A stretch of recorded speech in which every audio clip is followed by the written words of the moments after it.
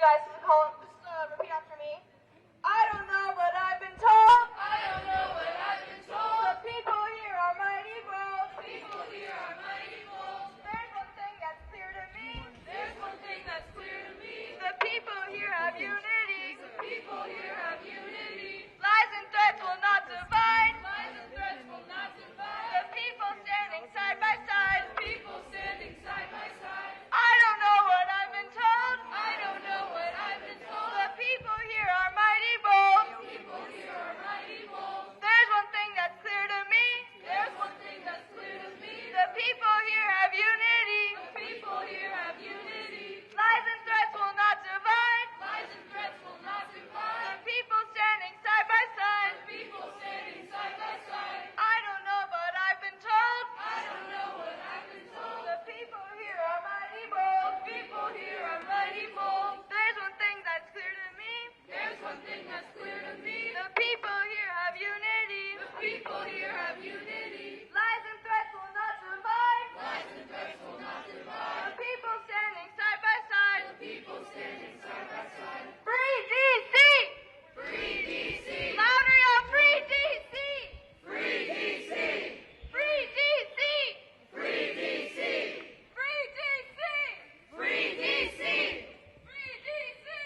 Free DC! Free DC! Free DC! Free DC!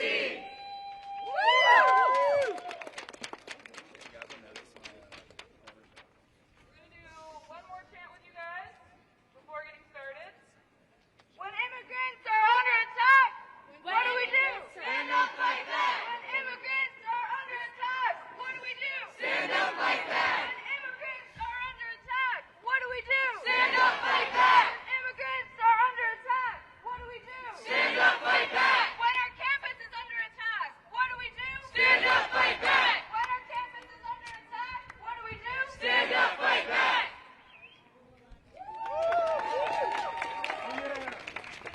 Show me what democracy looks like. This is what democracy looks like. Show me what democracy looks like. This is what democracy looks like. Show me what community looks like. This is what community looks like. Show me what community looks like. This is what community looks like. What do we want? Free DC! When do we want it? Now! What do we want? Free DC! When do we want it? Now! What do we want? Free DC! When do we want it? Now! What do we want? Free DC! When do we want it? Now! All right. Thank you guys.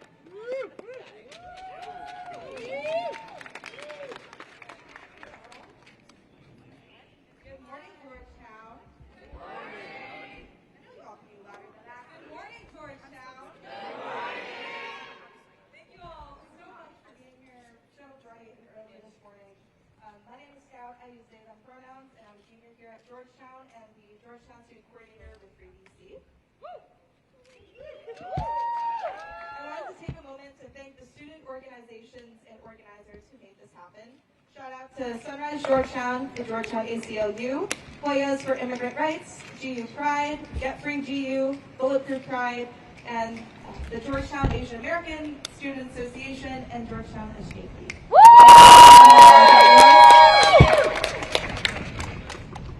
You know, students have been at the forefront of movements to resist authoritarianism throughout history, and we could not do it without the help of progressive legislators who advocate for student voices and representation. We appreciate the leadership of Senator Markey from Massachusetts and Georgetown alum Representative Japal, who will be speaking here today. And you know, it takes all of us to work together to end the occupation of DC. Because at the end of the day, who keeps us safe? We keep us safe! Who keeps us safe? We keep us safe! Is Representative Japal here yet? I cannot see.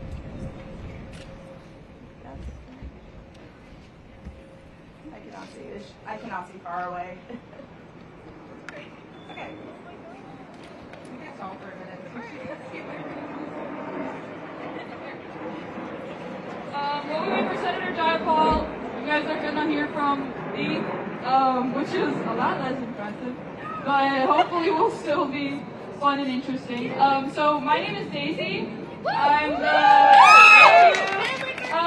the hub coordinator for Sunrise Georgetown. Love you guys too. And if you had told me I was going to be speaking here today, I would have been very surprised. Like a lot of people here, I came to Georgetown believing that I could change the world.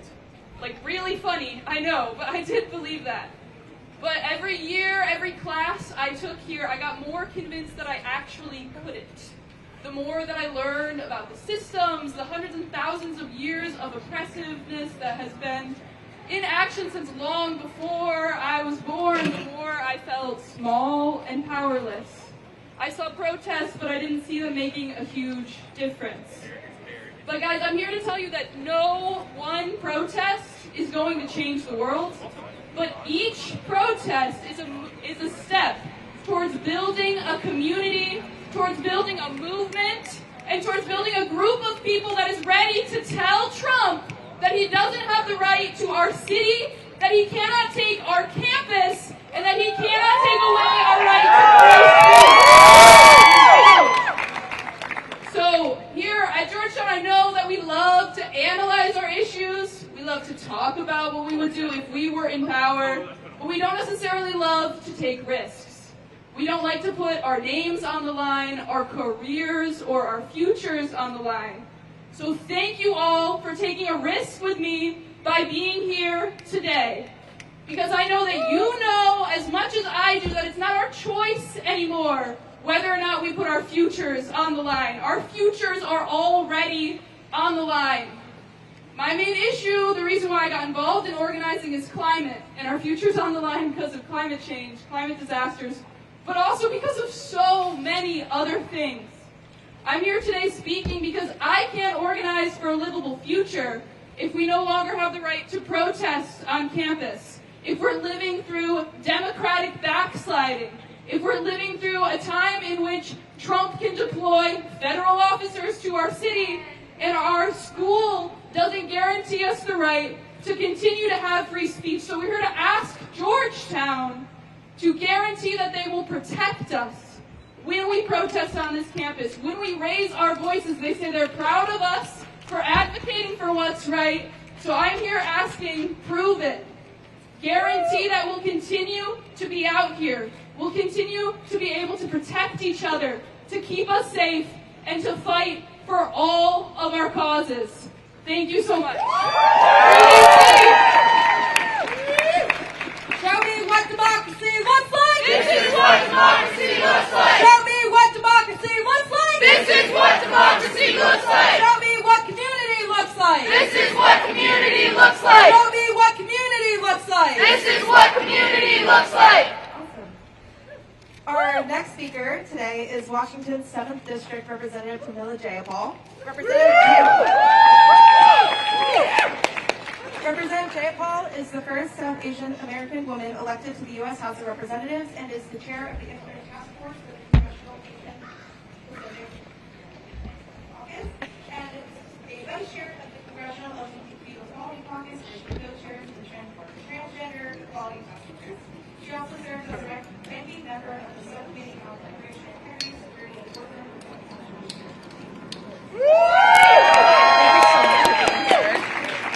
Hey everybody, thank you so much to Sunrise and to Free DC and to all of you for being here. I am an organizer first and foremost. I just happen to be doing it in Congress now after 20 years outside, and I'm a Hoya.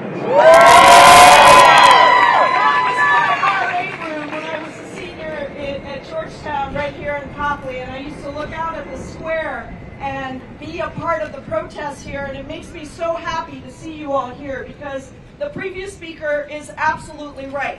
This is an unprecedented moment in our country where we have an authoritarian leader who is deploying federal troops to Washington, D.C., to cities across the country, militarizing our streets, kidnapping people on the streets, immigrants, people who look Latino and speak Spanish are now being given free rein to be kidnapped from Home Depot corners across the country. And the only bulwark that we have is the people. And so what you are doing here today is so important, because at the end of the day, the checks and balances that were supposed to be built into our Constitution so that we could protect our constitutional rights are not working right now. Because when you have a majority party in Congress who refuses to actually hold a president, an authoritarian president, accountable, when you have a Supreme Court that is stacked with corrupt justices who take luxury RVs and trips from donors who come before the Supreme Court, then literally the only check and balance is you. So yes, you are taking a risk today by being here, by walking out with students across DC to say we are going to protect our rights. And what an incredible show of power, people's power it has been this last weekend, to see thousands of people on the streets of DC, to see people fighting back against the narrative that we are powerless. We are not powerless. The people have the power. The power doesn't flow from the top down, it flows from the bottom up. And that means that when we withhold our power, when we withhold our willingness to go along with what the authoritarian leader is doing, that is when the people's power wins. They can't win without our support. So don't forget that every single movement, every single event, every single walkout, every single protest, every single act of non-cooperation is part of what it takes to build the people's movement. And you are here today because you believe in a different future than what we have right now. You believe in a future where billionaires don't control the wealth of our planet. You believe in a future where we have a planet to pass on to our people. You believe in a future where working people can earn a decent wage and send their kids to colleges like the one that you're going to today. You believe in a future where there is genuine equality and justice for everyone, no matter what race you are, no matter what gender you identify with, no matter who you are or where you live. That is the country that we are fighting for today, and I am so proud that you are here doing it with us. Thank you all so much.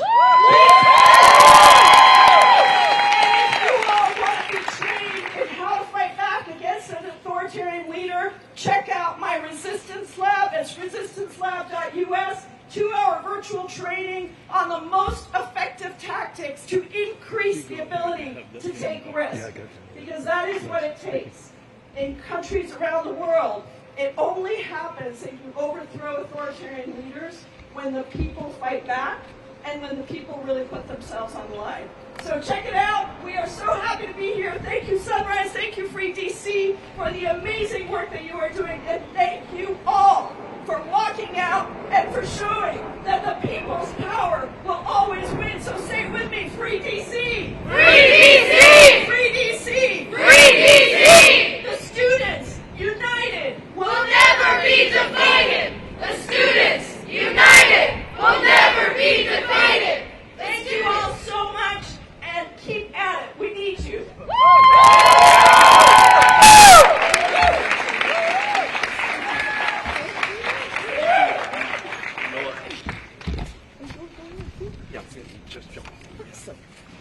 Hey, DU, can you hear it? Can you hear our mighty spirit? Hey, DU, can you hear it? Can you hear our mighty spirit? Hey, DU, can you hear it? Can you hear our mighty spirit?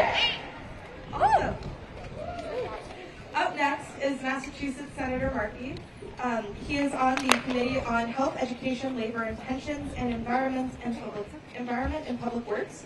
Markey is a pioneer for climate justice and clean energy in the Senate and was the Senate author of the Green New Deal and has been a champion of progressive causes supporting gun control, single-payer health care, and affordable housing. Beautiful. Thank you all. Thank you. Thank you all for coming out here. So, DC is under assault. When the Capitol was under assault on January 6th, Trump refused to send in troops to protect against this attempt for the usurpation of democracy, of the election of the President of the United States. He allowed for that assault to take place on the Capitol with no troops being sent in. But now, here in D.C., the President is attempting to create an impression that the crime rate is going up rather than down, that there is, in fact, a crisis here in the District of Columbia. And what he is doing is attempting, not just here in D.C., but in Chicago, in L.A., in Boston, is to try to characterize communities that are majority minority, that are majority black and brown, as being unsafe to live. And it's not a coincidence that he's picking all of these cities that are black and brown majority. It is to scare America. You cannot make America great again by making America hate again. That is what Trump is seeking to do. And what we have to do is to make sure that we stand up to him. And these governors who are sending their National Guard troops here to D.C. at a cost of $1 million a day, they should be protecting Medicaid and SNAP and educational opportunities for young people back in their own home states, rather than participating in this charade that Donald Trump is creating here in the District of Columbia. This is not about policing. This is about political theater, because Trump's political rating is going down, because he knows that he is vulnerable. And he's just going back to his old standard play, which is racism, which is trying to play to the worst fears that he can instill in people across our country. That is what is at stake right now. And so we have to stand up. 250 years ago, the American Revolution began in Lexington and Concord. They stood up against King George, those Minutemen and women. They were knocked down, but they were not knocked out. They got up, they fought, and they won. And the abolitionist movement, we know that Georgetown is still reckoning with its own history with slavery. Those abolitionists, they were knocked down, they were not knocked out. They got up, they fought, they won. The suffragette movement, they were knocked down, they were not knocked out. They got up, they fought, they won. The same-sex marriage movement, they were knocked down, but they were not knocked out. They got up, they fought, and they won. And the civil rights movement, Martin Luther King Jr., they were knocked down, but they were not knocked out. They got up, they fought, and they won. And that's where we are today, led by the young leaders in our nation, standing up and fighting. And yes, people are being knocked down, but they are not knocked out. They're going to get up, they're going to fight, and we're going to win. We're going to beat them. We do not need a king in our country. We do not need a dictator. That is what this is all about. Thank you, Georgetown, for standing and fighting. We will win. And so thank you. We must free D.C. Free D.C. Free D.C. Free D.C. Free D.C. And free our country of the dictatorship of Donald Trump. Thank you all so much. Show me what democracy looks like! This is what democracy looks like! Show me what democracy looks like! This is what democracy looks like! Thank you, Senator Markey. Thank you. Thank you so much, Senator Markey. So I'm Carly. I'm a junior at Georgetown. Daisy. And so up next we have a song to share with you. It's a bit of history. Enslaved people passed on songs to worship and teach. And then these songs became part of the anti-slavery movement and abolitionism. Music sustained them. Music sustained protests through the Revolutionary War when colonists used songs to criticize the tyrannical actions of the British. Music was a critical part of the women's suffrage movement, the civil rights movement, the anti-apartheid movement, labor movement, continued by labor corps choruses around the country. The LGBTQ rights movement continued by LGBTQ choruses around the country.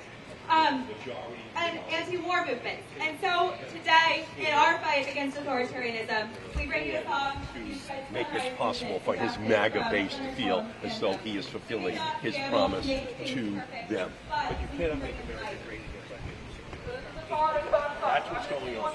That's what Trump is trying to perpetrate. And these young people today are standing up and saying, no, they will not accept that as a part of the culture of our country. Well, we just have to continue to stand up and to fight and to put the pressure on the Republicans in the House and Senate, because what's happening here is wrong, and to the extent to which Republican governors are supporting and becoming a part of this entire crisis, that we make sure that they understand as well that they are going to put their own seats in jeopardy. I apologize, Steve. I got to run. Okay.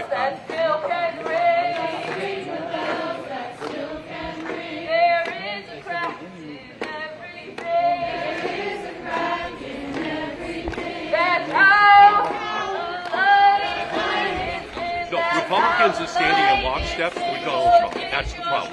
They do whatever he wants, and even if they disagree with him, they sit in silence. And that's why people at the grassroots, students, activists have to stand up, raise their voices, and let them know that there's going to be a huge political price that they will have to pay.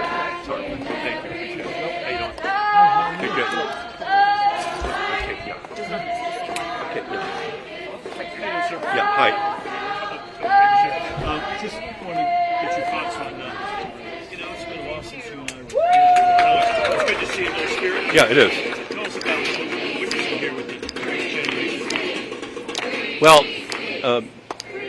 in the same way that on campuses there was an uprising for the same-sex marriage movement, for the civil rights movement, against the war in Vietnam, young people today are rising up against the dictatorial impulses of Donald Trump in sending in National Guard troops to occupy cities across our country that are majority minority cities. And so that's what this is all about. It's recognizing the fundamentally racist attitude that Donald Trump is bringing to his policing, in quotes, of our nation's cities. Okay, thank you. Appreciate it.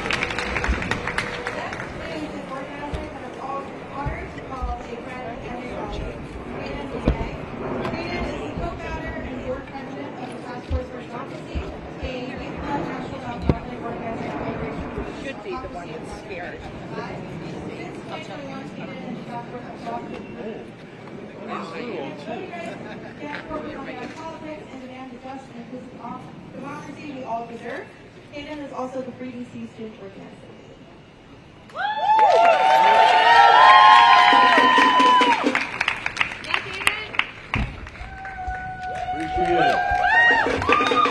Who keeps us safe? We keep us safe! Who keeps us safe? We keep us safe! Who keeps us safe? We keep us safe!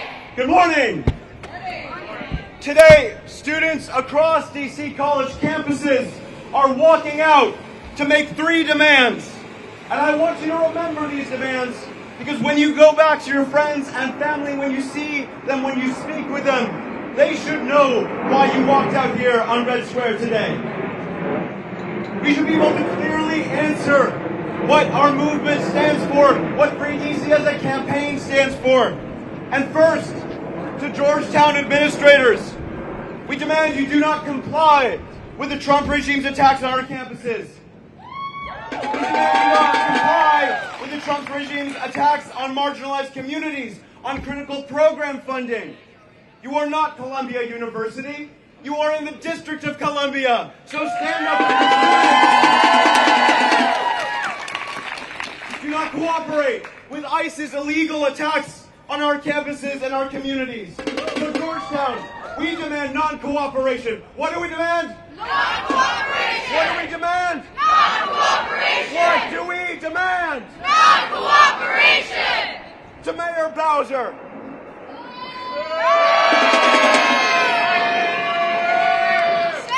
To Mayor Bowser, 1 week ago, you signed an executive order extending Trump's military occupation of D.C. until December. You have collaborated and you are complicit with Trump's terrorizing of black, brown, marginalized, immigrant, and low-income communities in D.C. Recall her.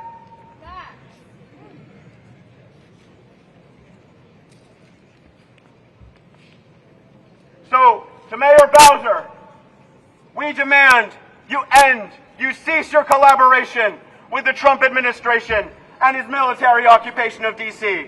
We demand non-cooperation. What do we demand? Non-cooperation! What do we demand? Non-cooperation! What do we demand? Non-cooperation!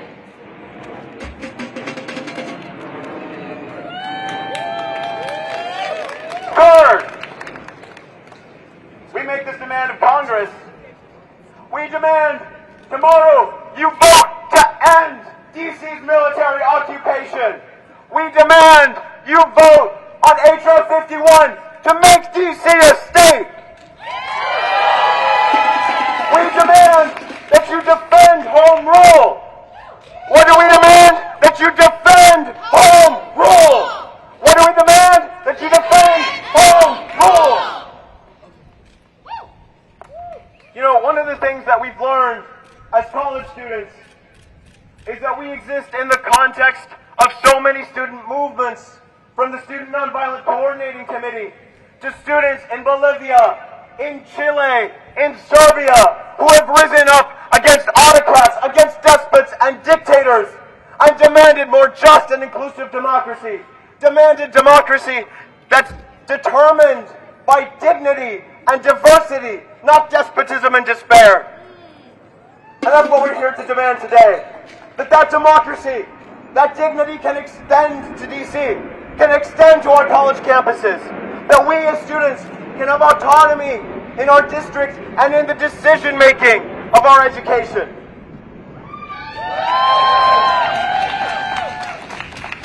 And so, when you all go back to your families today, to your friends, when you tell them why you walked out, I want you to remember that today we are here to demand non-cooperation. Because when the textbooks of tomorrow look back on the institutions and their actions today, we need them to remember what light they'll cast them in. And so, even if those institutions fail us, we can always turn and trust each other and feel comforted in the knowledge that who keeps us safe? We keep us safe! Who keeps us safe? We keep us safe! Who keeps us safe? We keep us safe! Thank you all so much. It's been a pleasure being out here. Take care.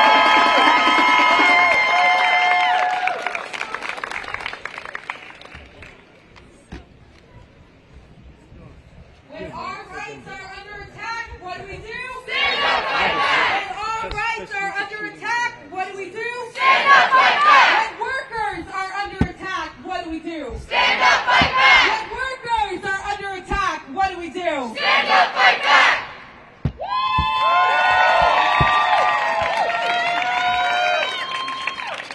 From D.C. to Palestine. D.C. to Palestine! Occupation is a crime. Occupation is a crime! D.C. to Palestine. From D.C. to Palestine! Occupation is a crime. Occupation is a crime! Georgetown, Georgetown, we know you. Georgetown, Georgetown, we know you! You endanger workers too. You endanger workers too! Georgetown, Georgetown, we know you. Georgetown, Georgetown, we know you! You endanger workers too. You endanger workers too! Thank you, everyone.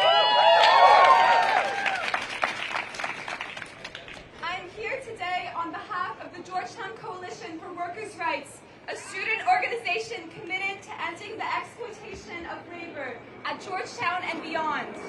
It is a privilege to be speaking before a group of people who recognize that Donald Trump's occupation of D.C. is a flailing attempt of a dying empire to intensify the surveillance of its people, to criminalize state-induced poverty, and to castrate the power of the working class. Many are calling this an unprecedented descent into although it is a new escalation, colonized and oppressed people of the world, from the American internal colony to the global south, could tell us that what we are seeing is not the exception, but the rule of American imperialism.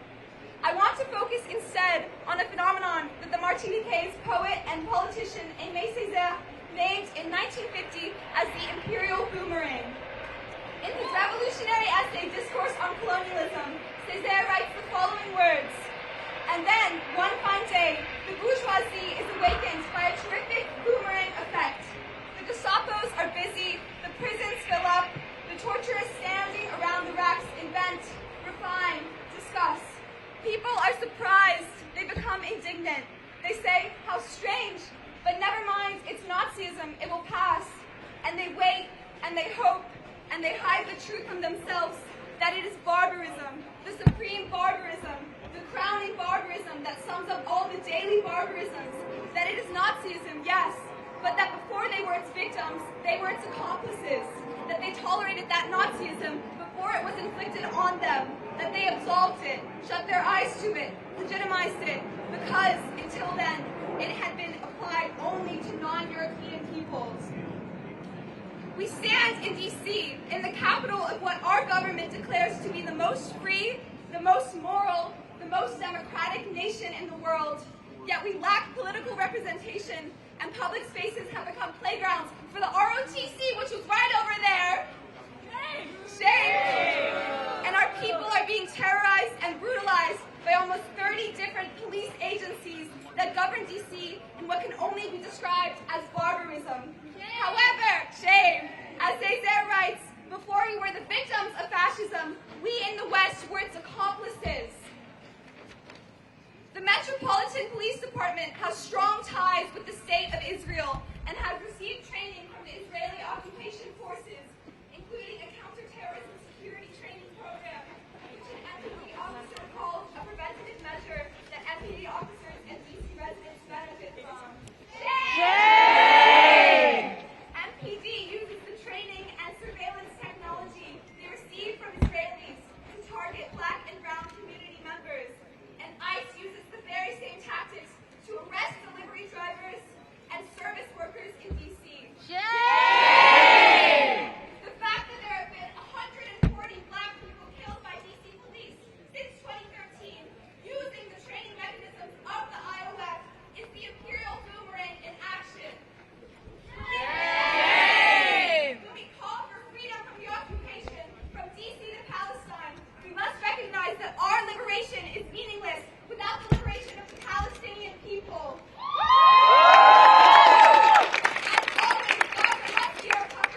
And a world in which armed military troops stalk the streets is a mere fraction of what Palestinians living under Israeli occupation experience every minute of every hour. If we organize for freedom in D.C., we must understand that the federal occupation of D.C. is our being awakened by the terrific boomerang effect that Césaire first mentioned, which can be traced to the American-funded genocide in Gaza, to the first Nakba in 1948, and to the Balfour Declaration made by the British government in 1917. We understand the federal takeover as a part of a larger systemic flaw, one bigger than any single politician. While much of the conversation around the federal occupation of D.C. has centered on restoring the power of the local government, the administration of our mayor, Muriel Bowser, laid the groundwork for the Trump administration. Last year, Democrats in City Hall passed the D.C. Secure Omnibus Crime Bill, which used the exact same justification of law and order to legalize our constant video surveillance under the pretense of eliminating crime. The local government, far before the federal occupation, expanded pretrial detention and cleared homeless encampments using inhumane measures. We cannot solely call for an end to federal occupation, but also for the end of the careers of politicians like Bowser, who profess to share priorities with the Trump administration and who have sold their souls and their civic obligation to their community for profit.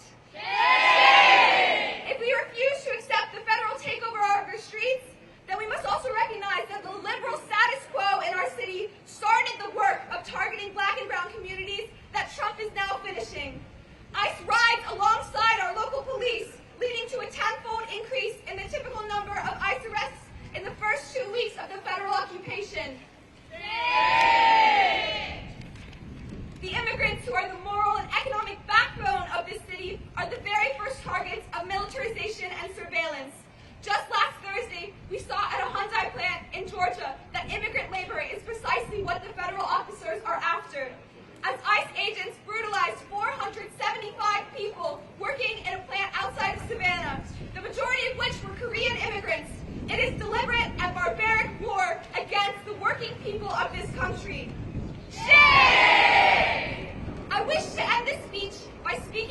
place where we currently stand at Georgetown University. Interim President Robert Groves proudly proclaims that the university would do the work of fascism for the federal government by enforcing mask bans on campus after a protest last spring where GUPD dragged students out of Healy Hall for protesting the university's complicity in genocide. Yay! Not only does the mask ban endanger student protesters, infringe on personal liberties, and expose immunocompromised community members, but it is a distraction from the fact that our administration allowed federal agents to enter private university property and has refused to declare a sanctuary campus or protect its immigrant workers on temporary protective status. Yay! Georgetown is a corporation investing millions in genocide while exploiting its predominantly black and Latino labor force. While Georgetown likes to pretend that the repression stems only from the Trump administration's crackdown on immigrant populations, we know that this university has been infringing on the rights of its workers for decades. Shame! Nowhere is that more clear than in a recent decision announced by the university to cut the Georgetown University Transportation Shuttle, or GUTS buses.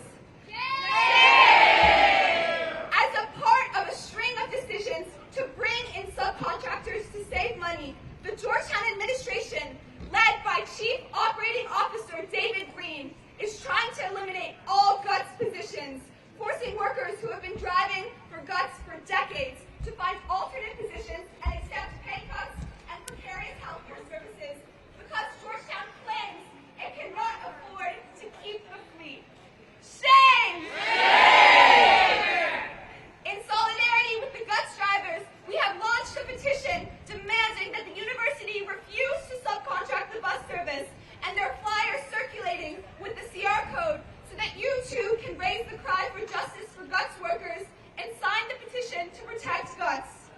In the words of one GUTS bus driver, there's a certain kind of reputation that has more to do with morality, civic-mindedness. You're going to do this to us. You think you should still deserve to be called a civic-minded university that has Jesuit tradition? No. What happened to cura personalis? Where is that now? Georgetown has lost the right to be called a Jesuit institution, just as the United States has lost the right to be called a government of the people, by the people, and for the people. Woo!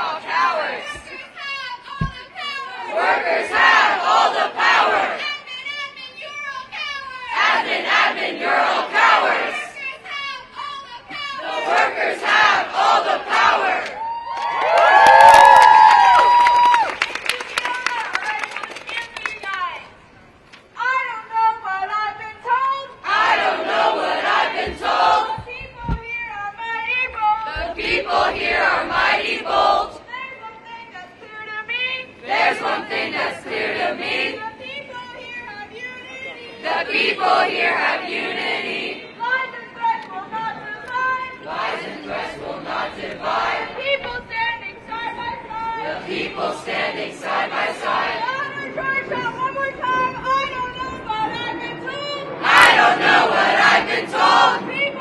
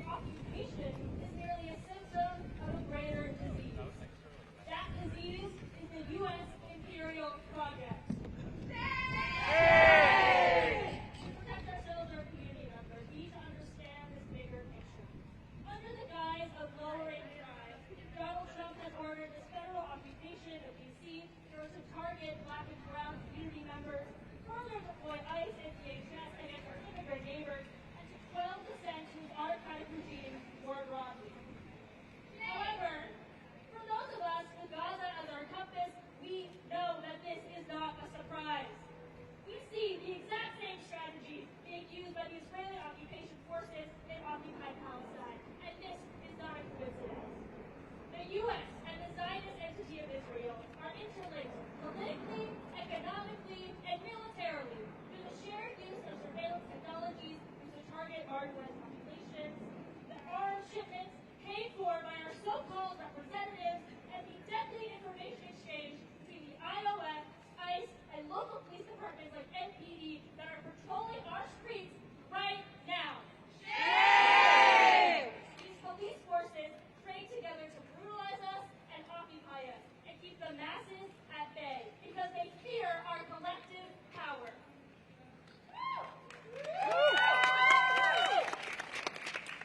However, we are not only being repressed at the district level, but at the university level as well. At the so-called congressional hearing on anti-Semitism, our disgraceful interim president, Robert Rose, capitulated to Donald Trump's fascist demands and the white supremacist and Zionist ideology. He openly bragged about his immediate rejection of the historic landslide divestment referendum win in the spring, doubling down on this university's complicity in the ongoing genocide of the Palestinians in Gaza that has killed over hundreds of thousands of people to this day. Shame!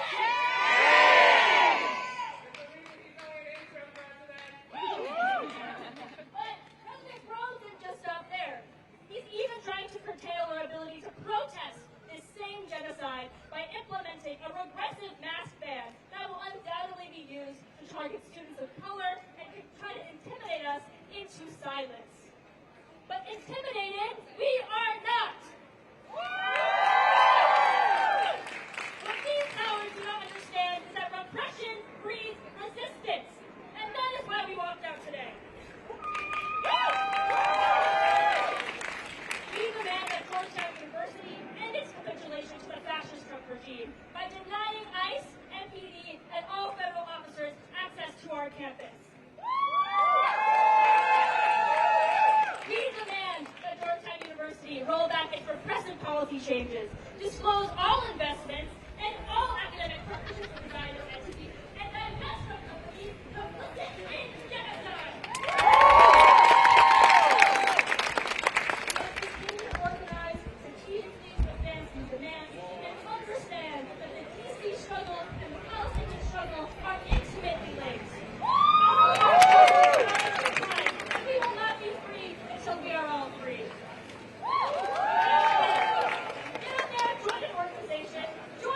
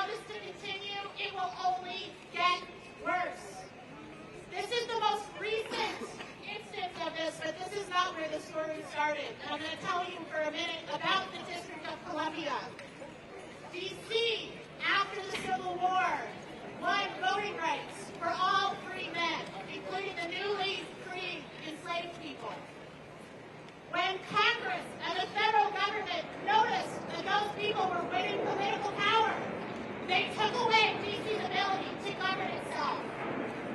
That was wrong then, and for 100 years, DC was governed by a federally appointed board of governors. We could not set our own laws. We could not set our own budgets. We could not decide our own schools. We had no power. It was only in the 1960s, during the civil rights movement, that former Mayor Marion Barry won home rule for the District of Columbia in what was the original Free DC campaign. Our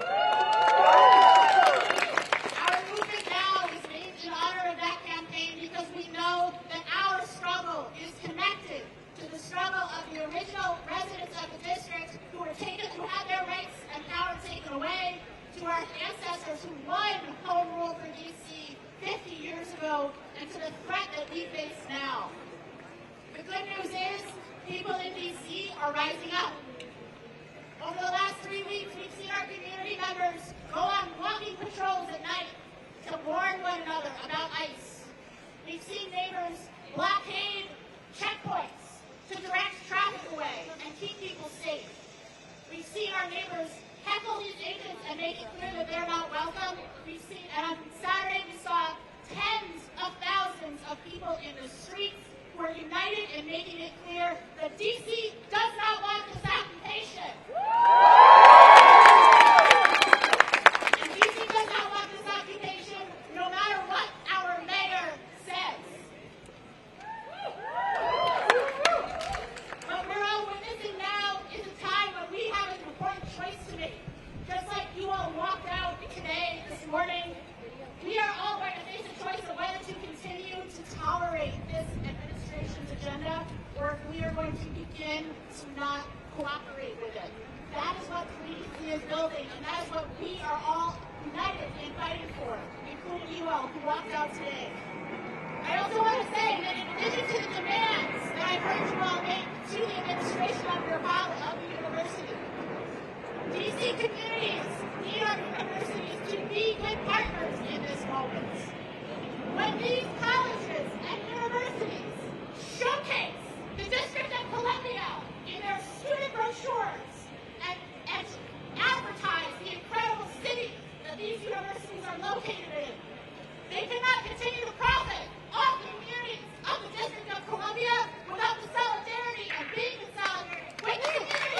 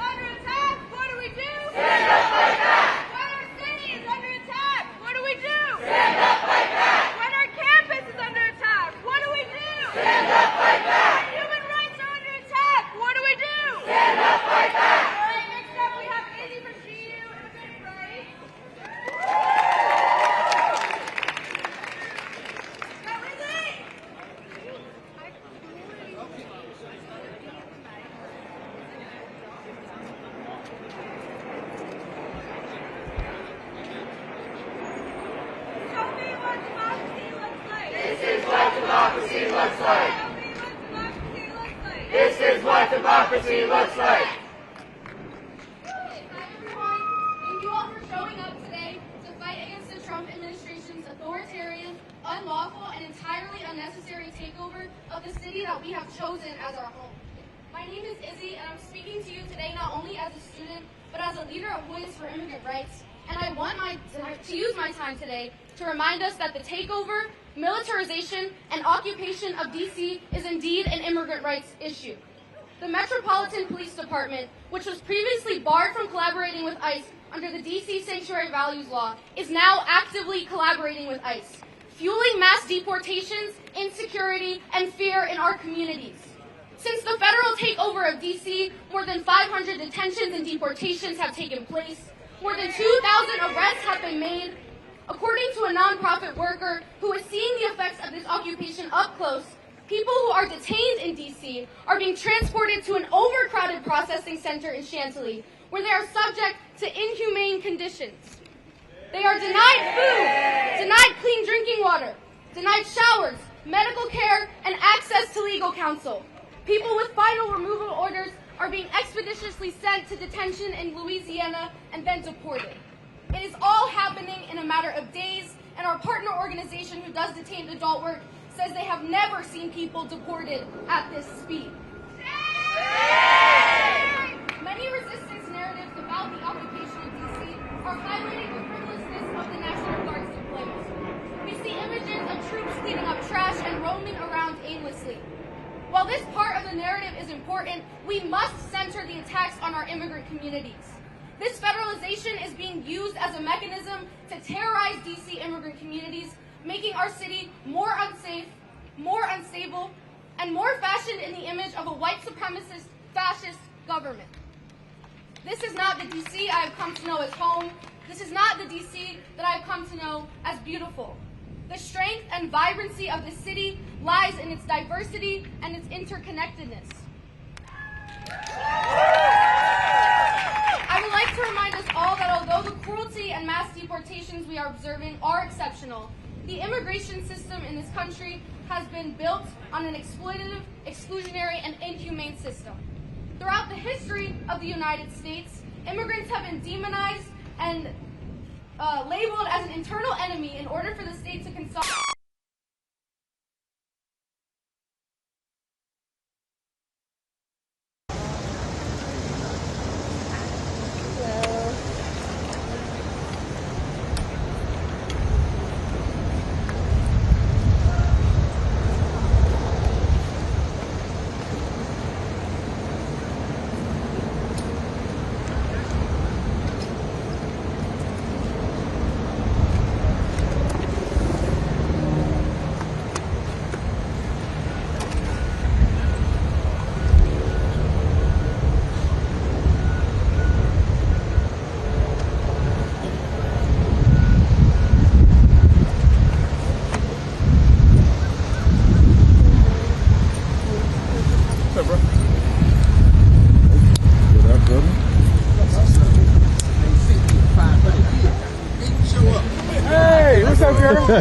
Wow.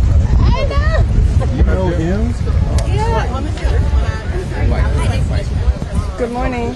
Hi, let me introduce myself. Lydia Sherman, VP of Communications. Nice to meet you. And you're with what outlet? I'm freelance. So today I was supposed to be watching a post, but they got Marvin coming out here today. So I figured since I was on my way, I would just chill, hang out for a little bit.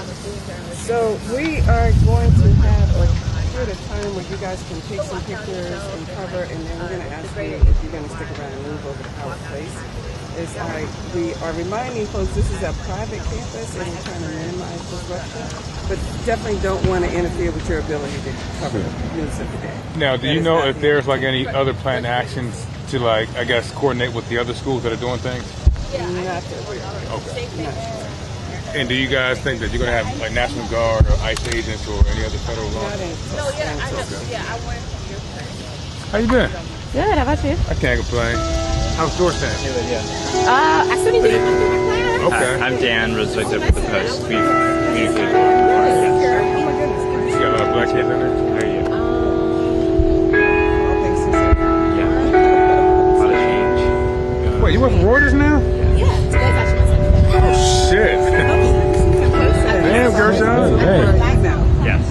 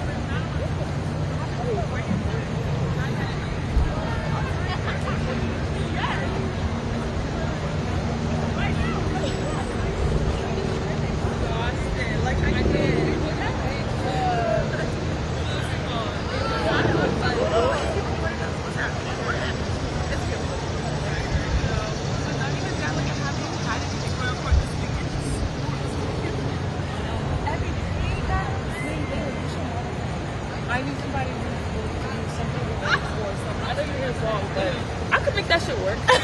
Okay, period. Literally. Make some mistake. Ooh, we're on camera. Yeah.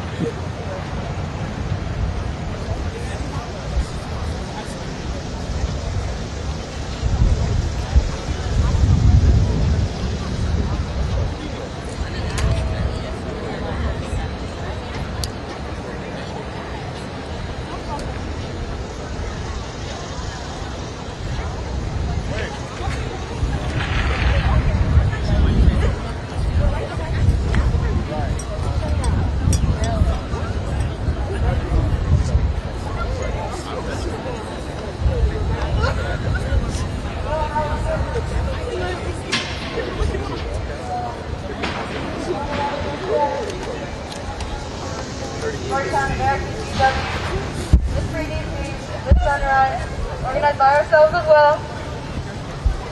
And I was thinking about what to say here. And I wanted to start with what's the difference between us and American and GW in Georgetown. Is that democracy died on our campus. The difference between us and those schools is that Kamala Harris lost on our campus. We were here, standing right over there, when she resigned from the election. It impacts us much more deeply than any of the other schools. I remember being there. I remember seeing that. I remember the loss of the hope in our student body. I remember people crying in towers and screaming. I remember all of that happening. And I think that really impacted us a lot at the campus. And we didn't even know then what we know now. Shaw has always been over-policed, gentrified. People have always been out here on the streets being impacted by the policies of DC, policies of the president. And now, more so than ever, we are in danger. There was a federal checkpoint in DC, in Shaw, on UN 14th Street, set up by the National Guard. Every day, I'm hearing stories of students being impacted by the police. Just this weekend, a Howard student was arrested, and we don't even know about that.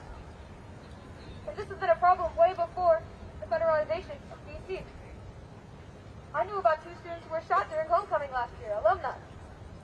I know about a student who was arrested trying to take the bus last year just for not paying his fare. And I know none of y'all pay your fare. And that would not happen if he was not a Howard student. They didn't think they could make an example out of him. And I heard a similar story happen just this last week of another student arrested for not paying their fare on the bus. This issue has been impacting all of us, I know. I heard of a Howard party that was raided by police just last week. Students were brutalized. And none of us even know what's happening. I haven't heard the university say much about any of these issues. And today we're starting to try and fix that. Today we're starting to try and take a stand. Us as students have heard stories about the administration expelling students. I know a story from last year about them going to a student's dorm and harassing them. And because of that, we might be afraid to do stuff like this, to walk out. And we wanted this to be less of a walkout and more of a town hall, more of a teaching, more of a way for people to come here and tell y'all about what they know about the situation. People from student org, you have a professor, you have someone from Free DC. And I'm going to start by introducing our Free DC person. Their name is Frankie, and they're going to come up here and talk to y'all a little bit about this situation. So can we have a round of applause? Frankie, please come up here. We have about 5 or 6 speakers lined up for y'all over the course of the next hour. Thank you so much, everyone, for showing out. You can come sit on these blankets if you want. You can come chill and listen. But yeah, thank you so much, Frankie.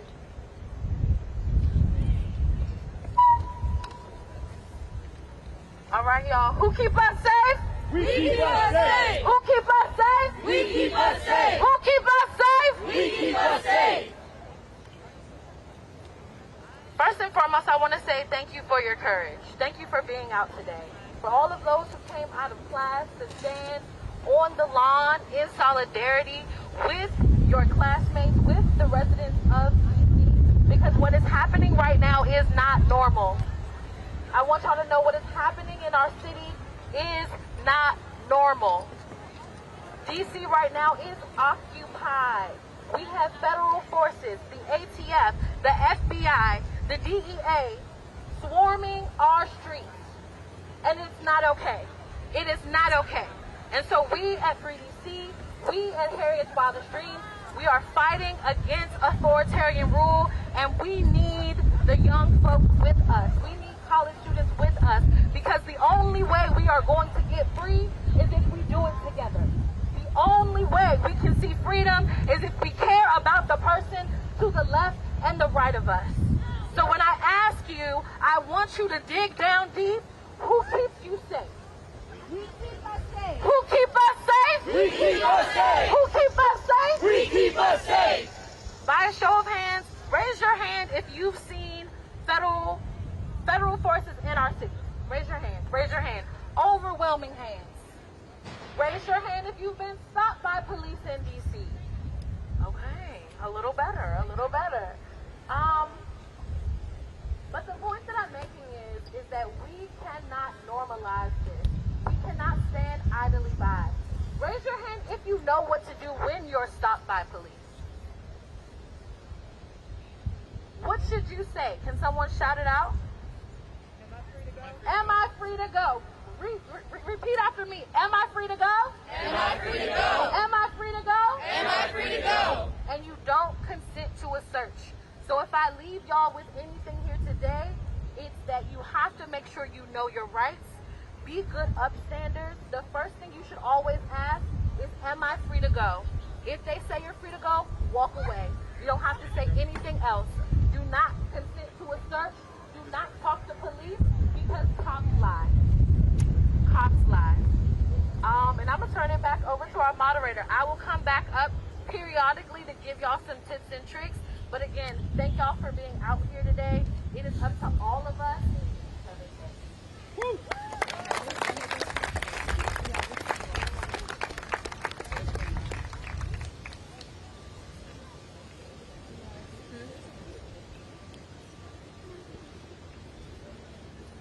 Thank you, Frankie. Who keep us safe? We keep us safe. Who keep us safe? We keep us safe. Thank you so much. Next up, we have a speaker from the Howard University Students for Justice in Palestine, who's going to speak to you a bit as well. Once again, if you want to speak, if you have anything you want to say, a story you want to share to the crowd, anything you think needs to be imparted to the university students here today, we're going to be standing over here. You can come speak to me and tell me a bit about what you want to say. We want this to be an open forum for students as well. We don't want to just be us here giving you knowledge. Everybody here has knowledge to give. Everybody here has a story to tell. So please come over and speak to us as well. Thank you all so much for coming again. And yeah, I'm going to introduce Andres.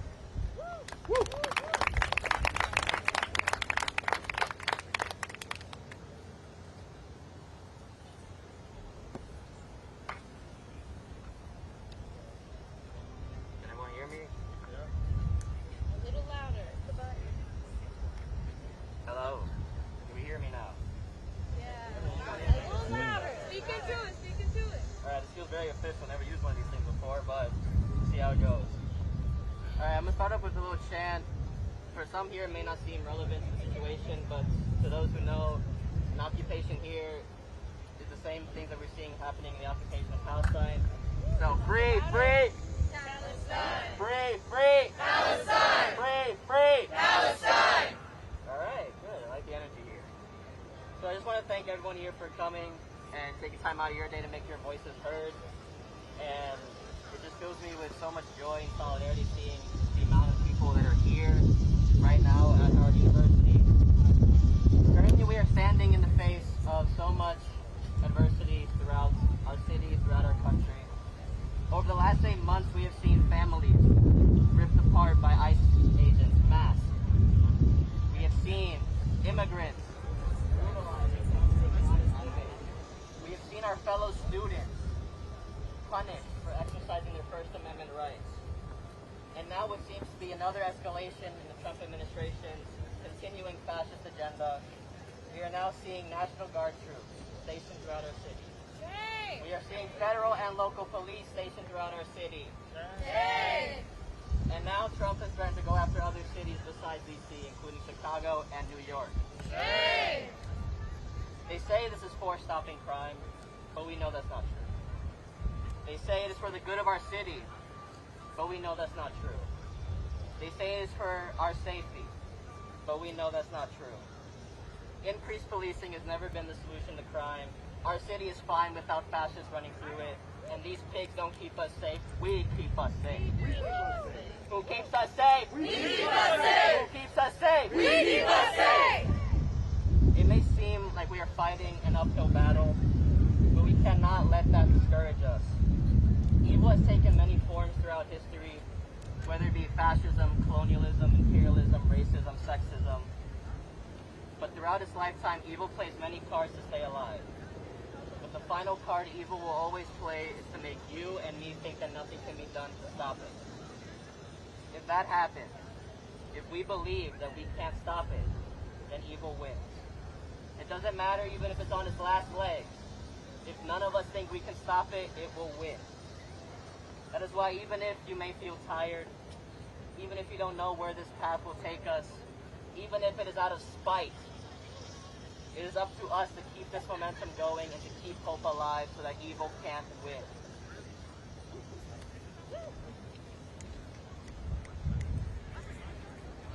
In our cynical world, we are taught that hope is a weakness, but that is not true. Hope is powerful. Hope is liberation. Hope is revolutionary. And I know that hope is alive because each and every one of you are here. You are taking time out of your day to make your school hear your voice. Howard University must not comply with the Trump administration and their fascist agenda. Howard University must not even be silent, because silence in the face of adversity is complicity. We are asking the most basic demands that a school should do for its students and for its staff. We are asking for a sanctuary campus. We are asking for ICE off our campus. We are asking for a refusal to cower in fear of this administration. We are asking for a refusal to comply with federal and fascist agents. We are asking for protections for speech and for funding for the students and staff of this school. We are demanding that our school, the place where our ancestors fought with blood so that we have a place to learn in peace, performs its most basic duty and protects its students and staff. I want to end on this note. Nihilism is easy, but hope is harder. But I'm choosing to have hope that things will change, so as long as we keep fighting. Even if it is for a change that I won't see in my lifetime. Even if this is for something that won't materialize in our present. Even if it is fighting for a sunrise that I know I will never see. I still have hope. Hope that maybe the next generation, or the next, or the next, will see that change. That hope is enough for me. For as long as the spark of hope is alive, you can use it to ignite the flames that will allow you to see even in the darkest of times. Keep hope alive. Thank you.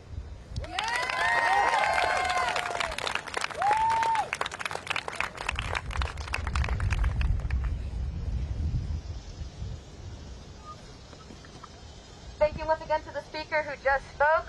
When I say free, you say DC. Free! DC! Free! DC! When I say free Howard, you say free Howard. Free! Howard! Free! Howard! Thank you all so much. We know that this issue extends beyond us.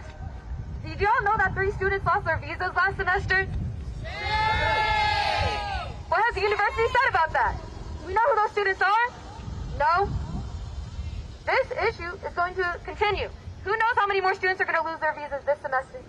Who knows how the international students are being impacted? We need to speak to them. We need to speak for them.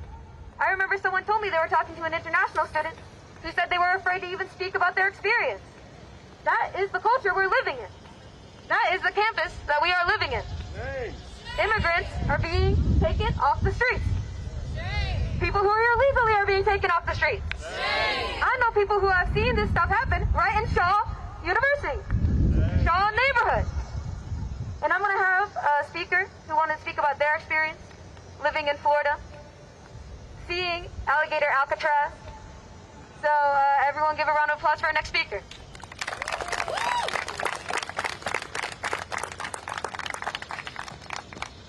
Like she said, I'm from Florida, and the atrocities that are taking place in my state are inexcusable.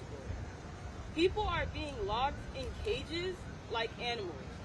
And if people are paying attention to the news, it is now legal for you to be stopped based off of the language you speak and the color of your skin. This is abhorrent behavior of a government that is supposed to protect us. But we all know that was never the case. In historical context, this poem by Langston Hughes was used to describe an America that has fallen short of all that it's supposed to be. And I believe it is still relevant today. Let America be America again. Let America be America again. Let it be the dream it used to be. Let it be the pioneer on the plane, seeking a home where freedom itself is free. America never was America to me. Let America be the dreamer's dream. Let it be the great, strong land of love, where never kings connive or pirates scheme, that any man can crush by one above. It was never America to me. Oh, let my land be a land where liberty is crowned with no false patriotic grief, but opportunity is real and life is free. Equality is in the air we breathe. There's never been equality for me, nor freedom in this homeland of the free. Say, who are you that mumbles in the dark, and who are you that draws your veil across the stars? I am the poor white, fooled and pushed apart. I am the Negro bearing slavery's scars. I am the red man driven from the land. I am the immigrant clutching the hope I seek and finding only the same old stupid plan of dog eat dog, of mighty crush the weak. I am the young man full of strength and hope, tangled in that ancient endless chain of profit, power, gain, of grab the land, of grab the gold, of grab the ways of satisfying need, of work the men, of take the pay, of owning everything for one's own greed. I am the farmer, bondsman to the soil. I am the worker's soul to the machine. I am the Negro servant to you all. I am the people, humble, hungry, mean. Hungry yet today despite the dream, beaten yet today, oh pioneers. I am the man who never got ahead, the poorest worker bartered through the years. Yet I'm the one who dreamt our basic dream in the old world while still a serf of kings, who dreamt a dream so strong, so brave, so true, that even yet its mighty daring sings in every brick and stone, in every furrow turn, that made America the land it has become. Oh, I'm the man who sailed those early seas in search of what I meant to be my home. For I'm the one who left dark Ireland's shore and Poland's plain and England's grassy lea, and torn from black Africa's strand I came to build a homeland of the free.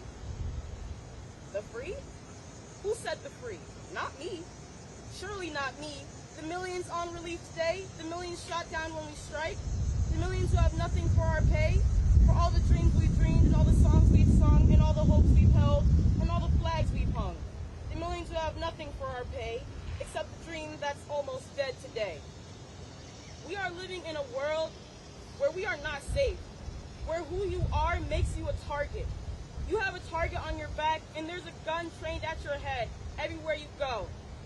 And as someone just said, occupation here is occupation everywhere, in Congo, in Palestine. We are targeting indigenous Americans.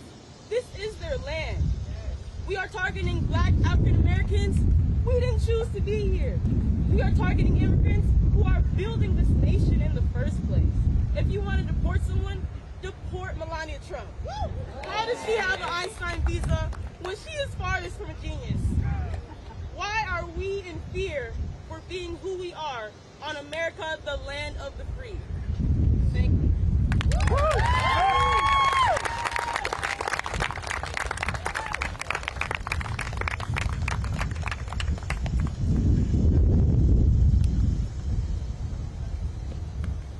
Thank you so much for that speaker who just spoke. By the way, that was someone who just came up to me and asked to speak. That was a student here today who was brave enough to use their voice to try and make even a little bit of a change here in the minds of everyone here today. Who keeps us safe?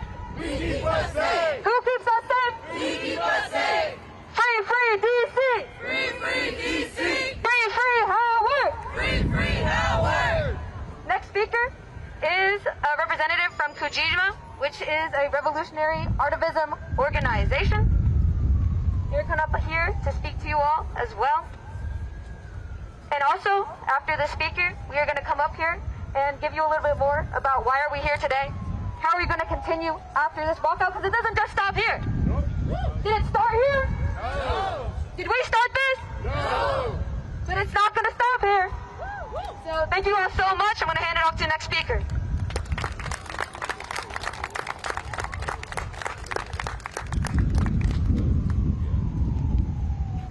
Hello, y'all. Can y'all hear me? All right, now y'all good? Yeah. Okay, welcome. Oh, sorry. Okay.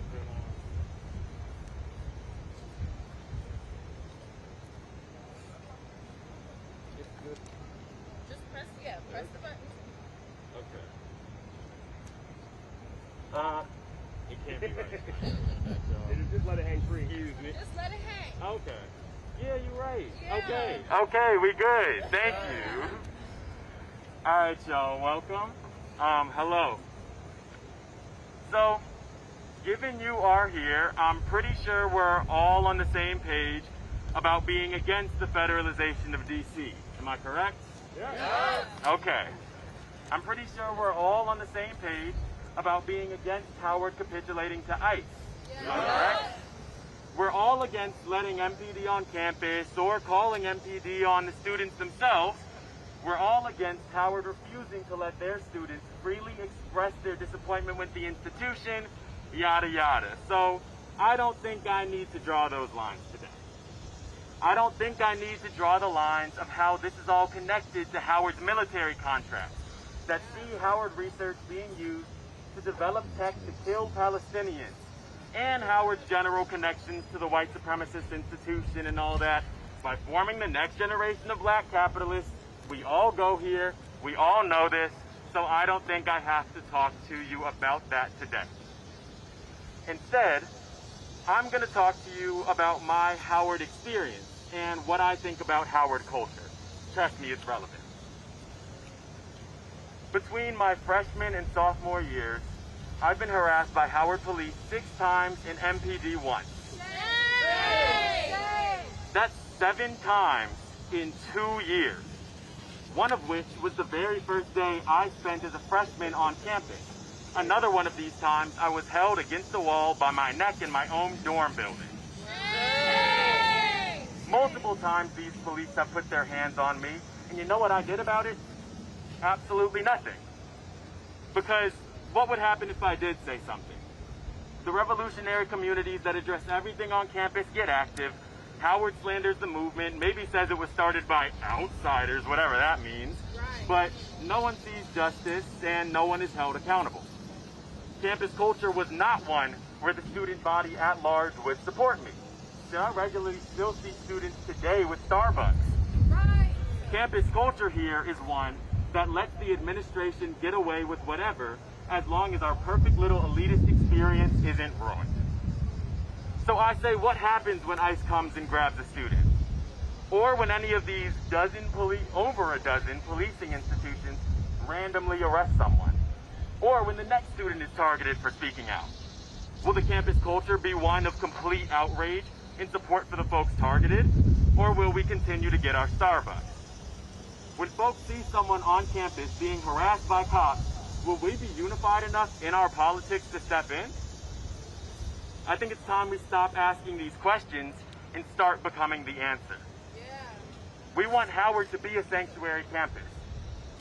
We want admin to respect our right to free speech. And we want Howard to at least put out a statement or something opposing the federal takeover. But we also know that Howard won't do that because admin suddenly had a change of heart. That's not how this works.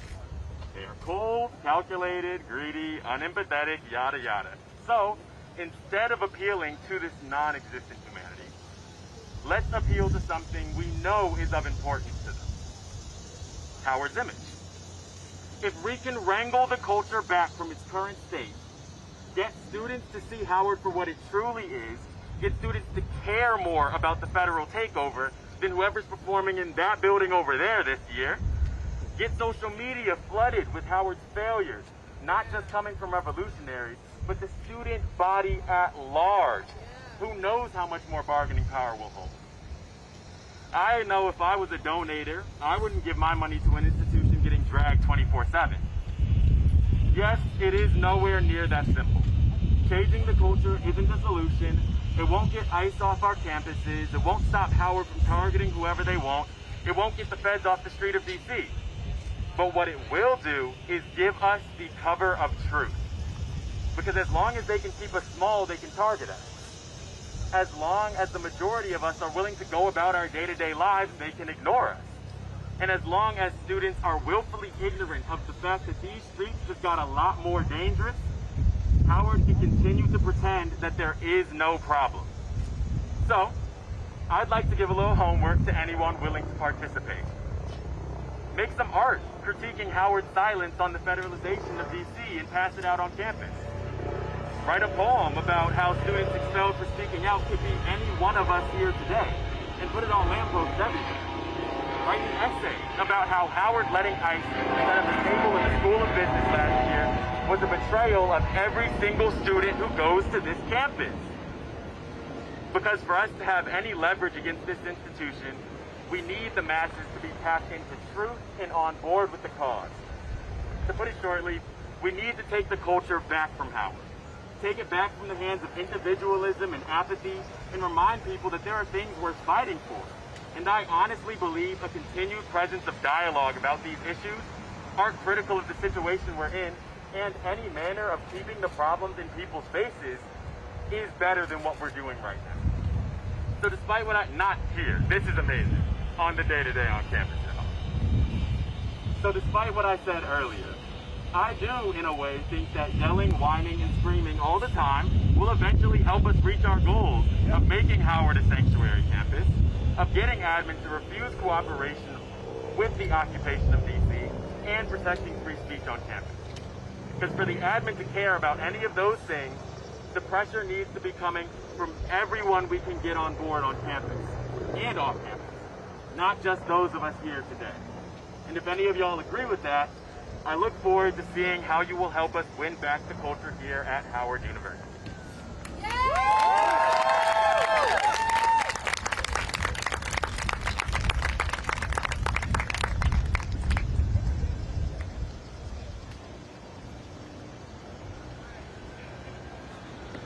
Another round of applause for that speaker, everybody.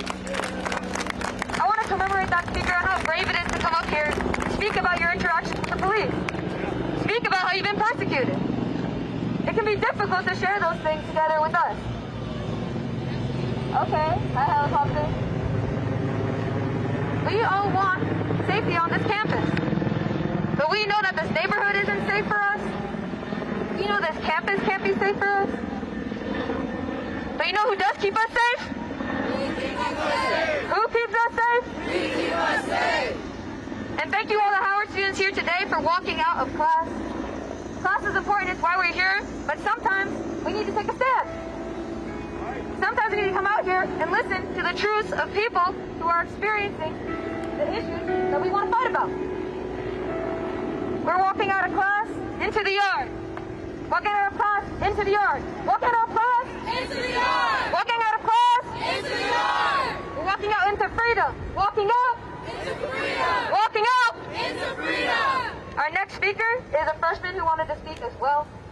Wanted to speak about their experience, his experience here on campus. Just getting here, baby bison. So a round of applause for this speaker.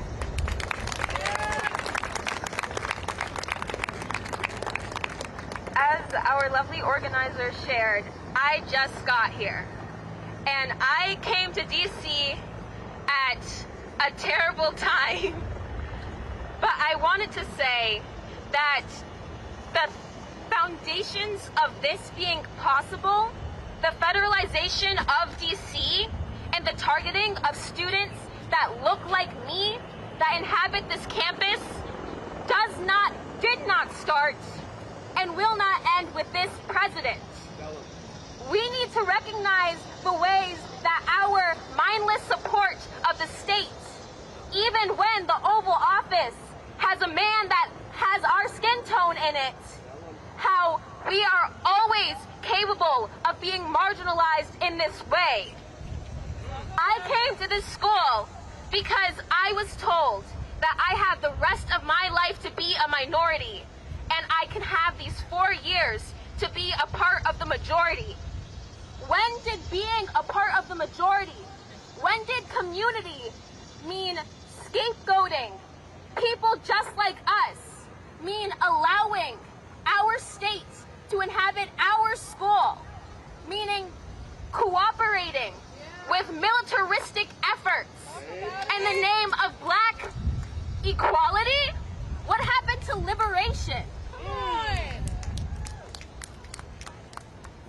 Howard is such a beautiful place because we have all of these beautiful black people that want to make a change and have all of these lovely resources.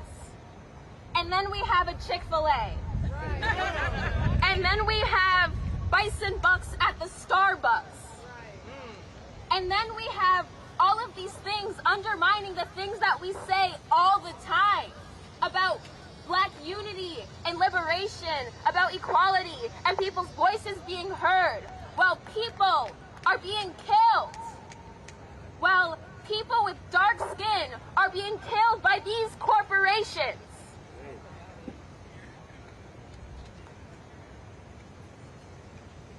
For these next 4 years of my education, I'm going to have to be in DC. For class of 29, for all of these baby bison, we have to be in DC. We have to be here. But the thing is, when this president is gone, we are still in the U.S. When this president is gone, all of his lackeys, ICE, the police, they don't leave with him. It is up to us to ensure that this fight doesn't end when the face of this violence changes. Thank you.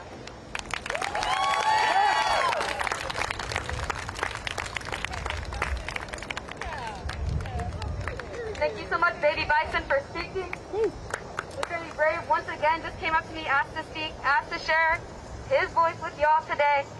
We're out of the classroom. Into the yard. Yeah. Out of the classroom. Into the yard. And like you said, this is just the start. I want to remind everybody here today that even though these issues, over-policing, students being harassed, they didn't start here. But also, we're living in a completely different DC than any other student has ever lived in. When has any other student had to live in a DC that's been occupied by the federal government?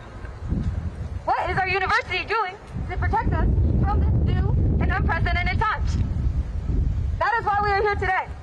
That is why y'all are here today. Because we know that we can't just go to class, go about our daily lives, knowing that at any time we might have to face the National Guard, face ICE, face our fellow peers being persecuted by these institutions. It has been happening. It will continue to happen. And that is why our next speaker is going to be a professor who wants to talk to you all about this issue as well in the English department. We want to show solidarity between us and our professors. Our professors are also here to protect us. Yep.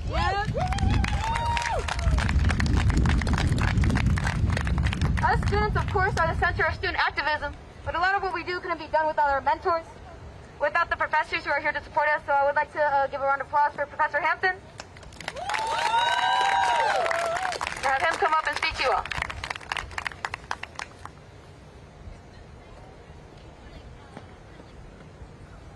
I'm about to see if I can get this.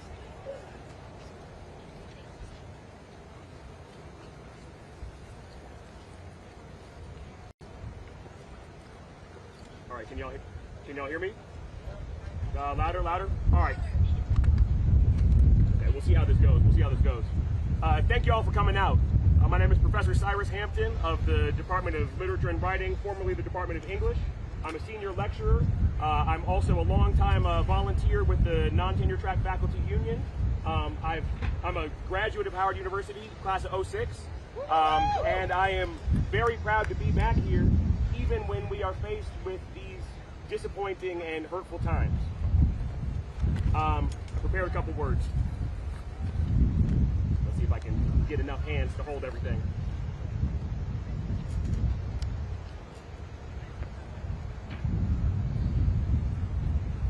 There's a lot to be said about the world we live in now. The world is always a hard place to live, but this is not a comforting time for y'all to become adults in. Globally, our environment continues to be imperiled by corporate greed, despite all of us having known about the growing danger for years. We are witnessing multiple genocides. In Palestine, U.S. money goes towards funding the use of U.S. weapons against Palestinian civilians. We see live video daily, but our leaders refuse to acknowledge the genocide of the Palestinian people or our nation's complicity in it. In the Democratic Republic of Congo, millions of lives have been lost, all in the name of cheap access to minerals for the benefit of Western technology companies. To learn about the devastation in the DRC or in multiple other countries, you have to go searching. The U.S. media isn't interested in going into detail about these events, about this death, about this suffering. Globally, fascism is on the rise. The hyper-wealthy use division to turn working people against one another. Corporatist capitalism is giving way to neo-feudalism and neo-monarchist billionaire classes. In the U.S., we have an authoritarian, neo-monarchist billionaire president who has surrounded himself with his fellow billionaires, monarchists, and fascist lackeys.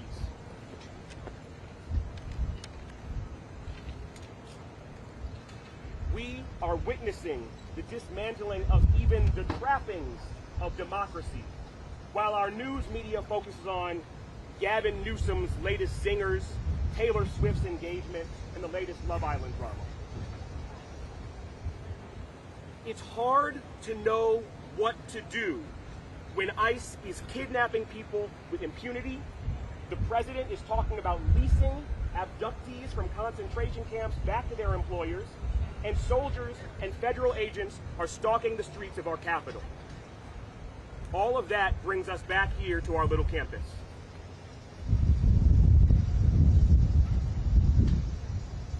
There is no doubt that the people with power over this campus find themselves between a rock and a hard place.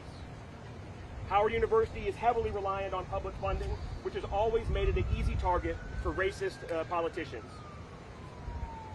With the university exposed in the way it is, with our campus, our funding, and our future under the burning eye of an authoritarian president, I could almost forgive the folks over in the A building for bowing down ahead of time.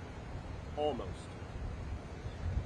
Historians tell us you cannot give in to the authoritarian preemptively. You can't give in before they force you to give in. They will always want more than you can give. But again, the folks in the A building, are tasked with protecting the legacy of this university. If they don't already have the power to fight back, how do they not give in?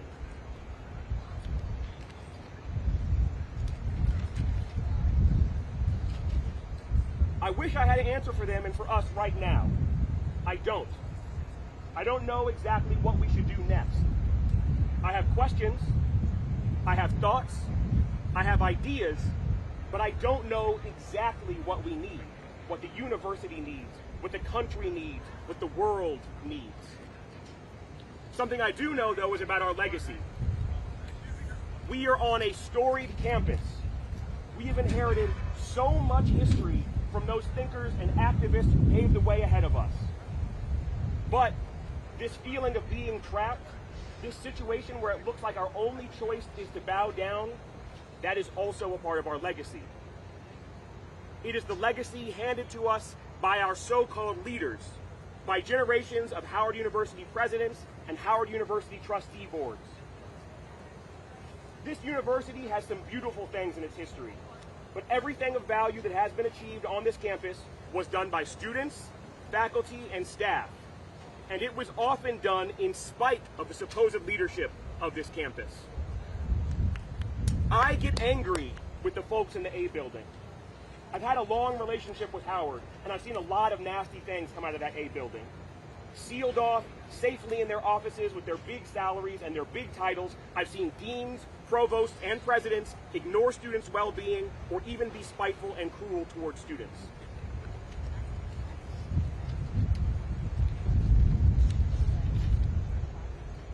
Truth and service. That's what we're supposed to give y'all.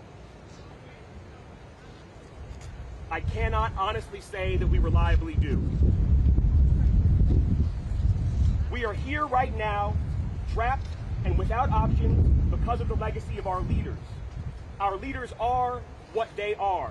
I have sympathies and I have my criticisms. They are trapped in the things they have built. So because they are trapped, I am much more interested in y'all and what legacy you might leave. Y'all are insightful, revolutionary, passionate, kind, and loving. Despite that, you and I are not safe from becoming what they are. But how could this group we have here now, this group of insightful, revolutionary, passionate, kind, and loving young people, how could y'all become like the people in those offices in the A building? Overconfident, lost, spiteful, uncaring. It seems like an unbridgeable gap. It's hard to imagine y'all becoming like them. Selfishly, I don't want to imagine y'all becoming like them. But if we want to avoid following their path, we have to accept that it's possible. It's possible because they too were once young. They too were probably passionate, insightful, maybe even revolutionary. Some of them were all of those things on this campus. If we are going to do something different, it starts with imagining them in their day, out on the yard, just like we are now.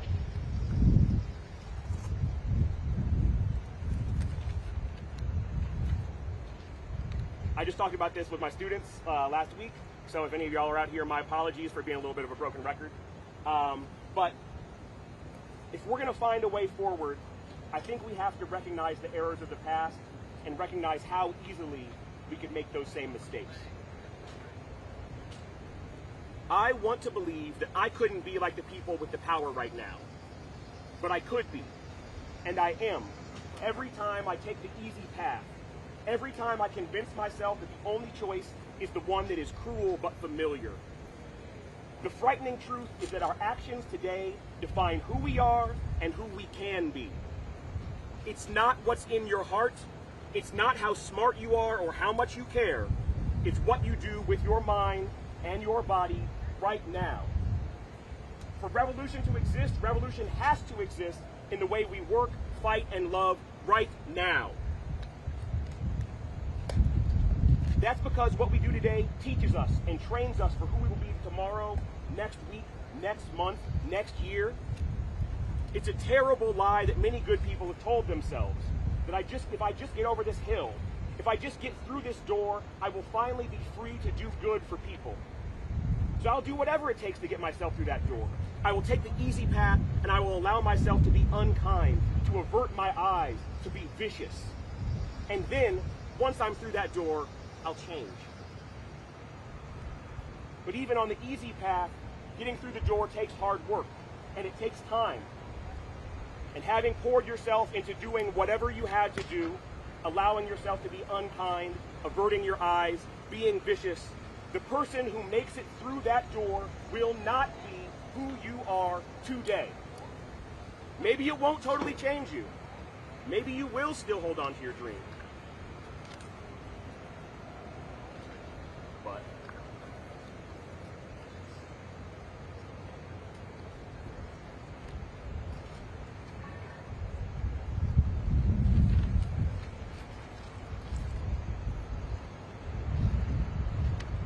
But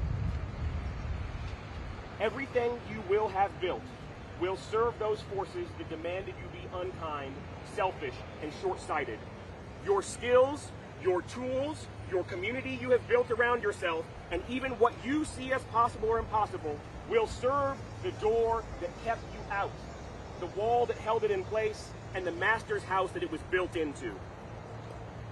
So, if striving for power and taking the path that power demands will poison us, what do we do? Last week at a teach-in that your fellow students put together, just like they put together this, Dr. Marcus Ford said something really valuable to our efforts that I don't think is discussed enough. And if Dr. Ford is here, I apologize if my paraphrasing is ham-fisted.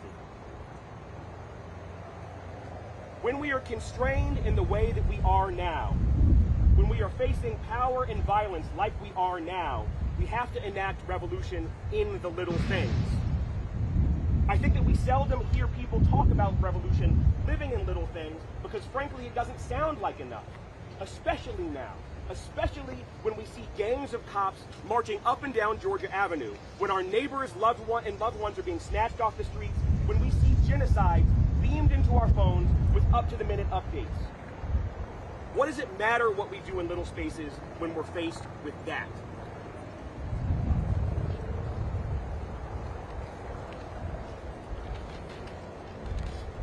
Well, in front of me right now, I see present and future artists, engineers, lawyers, lawmakers, architects, actors, doctors, scientists, philosophers, business people. Business folks, y'all aren't off the hook either. In the work that you will do and in the work that you already do, you take little steps, little ideas, and little discoveries. You make them a part of something larger, and in doing so, you change the course of knowledge and thought and culture and the world.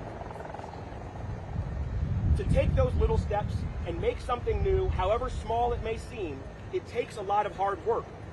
You have to practice and hone your own skills.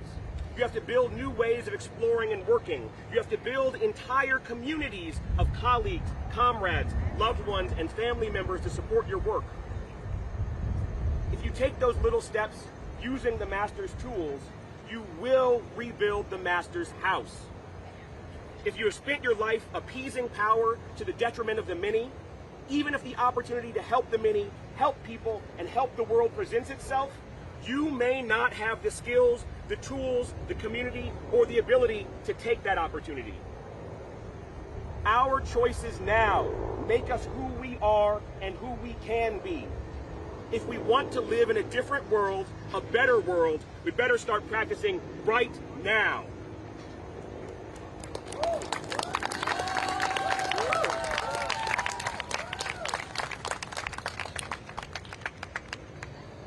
I don't have a perfect answer for what we should do next. I have questions, I have thoughts, I have ideas. If any of you all have a perfect answer, we should get up here right away, please, please. But if you don't, I'm certain that you have questions, thoughts, and ideas. I'm almost done.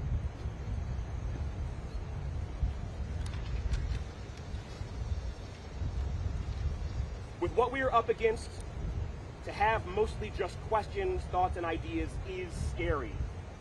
It doesn't feel fair. We aren't alone.